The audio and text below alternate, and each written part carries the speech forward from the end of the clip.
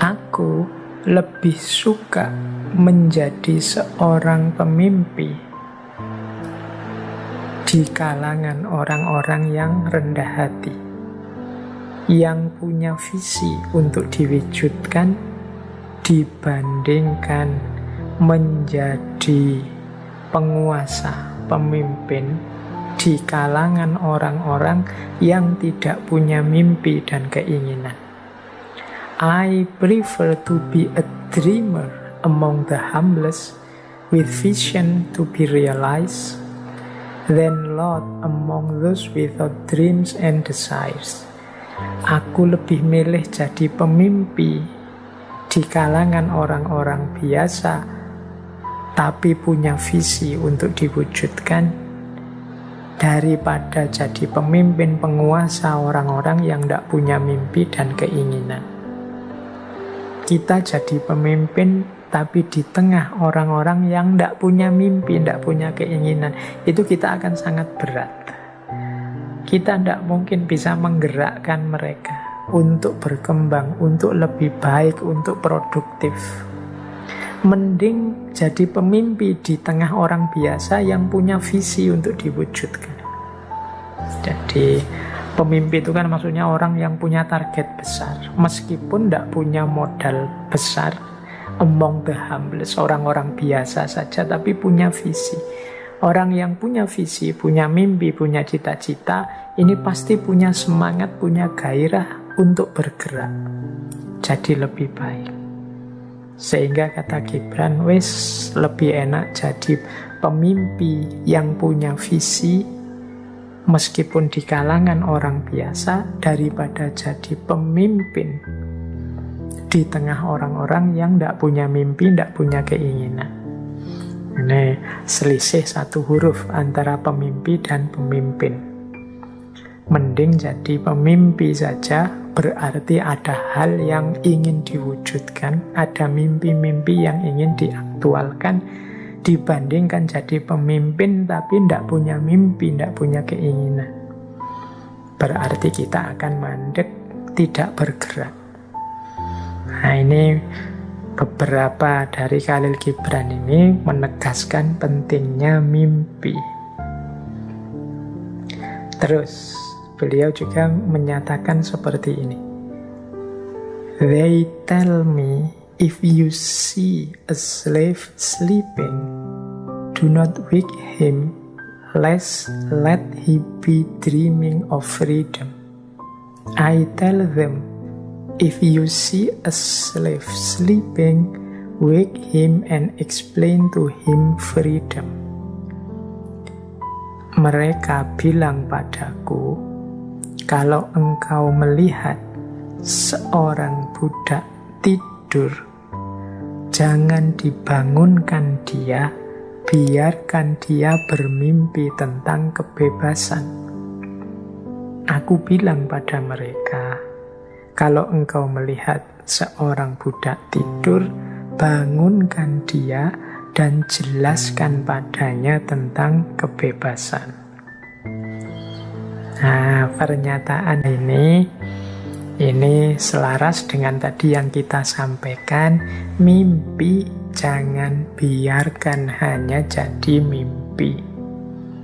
Dia harus diupayakan, diwujudkan.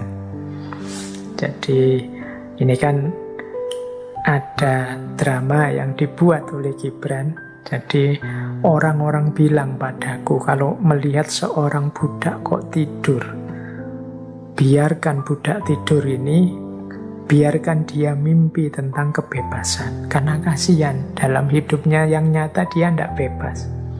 Kata Gibran malah sebaliknya, bangunkan dia. Kalau engkau lihat budak yang tidur, bangunkan dia dan jelaskan padanya tentang kebebasan, biar dia bergerak, berjuang untuk mencari kebebasan. Karena apa gunanya mimpi yang berhenti hanya jadi mimpi? Mimpi harus diwujudkan dengan upaya-upaya agar menjadi nyata. Nah, ini quotes dari Khalil Gibran. Dia juga menyatakan begini, he who pass not his days in the realm of dreams is the slave of the days. Ia yang tidak melalui hari-harinya dalam realitas mimpi, dia menjadi budak bagi hari-harinya. Maksudnya apa? Orang yang tidak punya mimpi, orang yang tidak punya cita-cita, hakikatnya dia jadi budak dari situasi sekelilingnya, dari hari-harinya. Umurnya habis, usianya habis, hanya dipakai untuk sesuatu yang tidak jelas targetnya mau kemana, yang tidak jelas arahnya mau kemana. Nah, ini filosofi-filosofi dari Gibran. Ini salah satu ilustrasi saja untuk memahamkan kita betapa pentingnya mimpi. Kata Gibran, the most beautiful among men is he who turn his dreams into silver and gold. Orang yang paling menyedihkan adalah dia yang mengubah mimpi-mimpinya menjadi perak dan emas. Nah, ini sindiran untuk kita sebenarnya.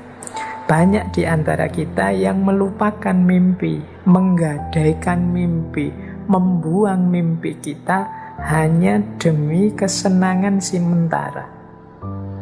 Biasanya untuk kenikmatan-kenikmatan ekonomi. Makanya itu istilahnya silver and gold. Jadi untuk kesenangan hari ini kita lupakan target besar kita yang sudah kita rancang ke depan. Ini bagi Gibran orang yang sangat menyedihkan, bahkan orang yang most beautiful, paling menyedihkan, paling patut dikasihani.